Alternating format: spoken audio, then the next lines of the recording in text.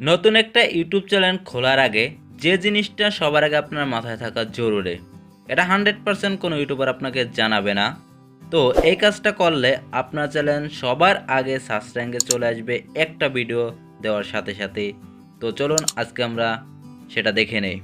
আপনি যদি এই চ্যানেলে নতুন হয়ে থাকেন তো সাবস্ক্রাইব করে আমাদের পাশে থাকুন।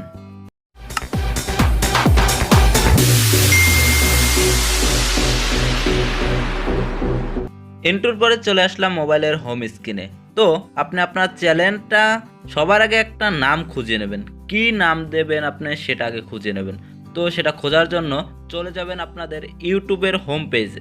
আমিও চলে আসলাম আমার ইউটিউবের হোম পেজে। তারপর সার্চ বক্সে লিখবো যে নামে একটা চ্যানেল খুলবো সেই নামটা। তো আপনারাও যে নামে চ্যানেল খুলবেন সেই নামটা অবশ্যই সিলেক্ট করে নেবেন আগে। তারপর এখানে সেই নামটা লিখবেন। আমি লিখলাম তহিদুল ইসলাম বিডি, লিখে সার্চ দিয়ে দিলাম। দেখুন এ নামে একটা চ্যানেল আছে অলরেডি 26টা ভিডিও সহ।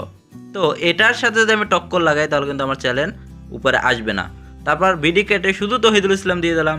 দেখেন তাও ওই চ্যানেলটাই চলে আসলো এবং নিচে অনেকগুলো চ্যানেল আসলো। আমি একটু নিচে যে আপনাদের দেখিয়ে দেই যে অনেকগুলো চ্যানেল আসলো কিনা। তো দেখুন অনেকগুলো চ্যানেল কিন্তু চলে এলো। তার মানে কিন্তু আমি ওই নামে খুলতে পারবো না। তো আমি এবার লিখলাম শুধু টিস। তো এটা লিখে এখন সার্চ দিয়ে দেবো। তারপর এখন দেখুন কোনো চ্যানেল নাই। তারপর ডান সাইডে যে 3 ডট দেখছেন এখানে আপনারা ক্লিক করে দেবেন। তারপর ফিল্টার্স, তো এখানে ক্লিক করে দেবেন।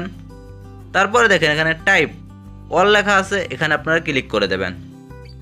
তারপর চ্যানেল, এখানে আপনারা ক্লিক করে দিয়ে একটু নিচে চলে যাবেন।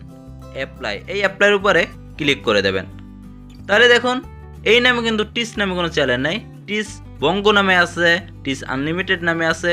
তার মানে এই নামে চ্যানেল খুলে যদি একটা ভিডিও আপনারা আপলোড করেন তাহলে দেখবেন যে আপনার চ্যানেলটা সার্চ বক্সে সবার আগে। তো আপনি চাইলে এখন এই নামের চ্যানেল খুলতে পারেন বা এরকম আপনি দেখে যে কোনো নামে চ্যানেল খুলে নিতে পারেন। ভিডিওটা ভালো লাগলে লাইক কমেন্ট শেয়ার করতে কিন্তু ভুলবেন না। ধন্যবাদ সবাইকে।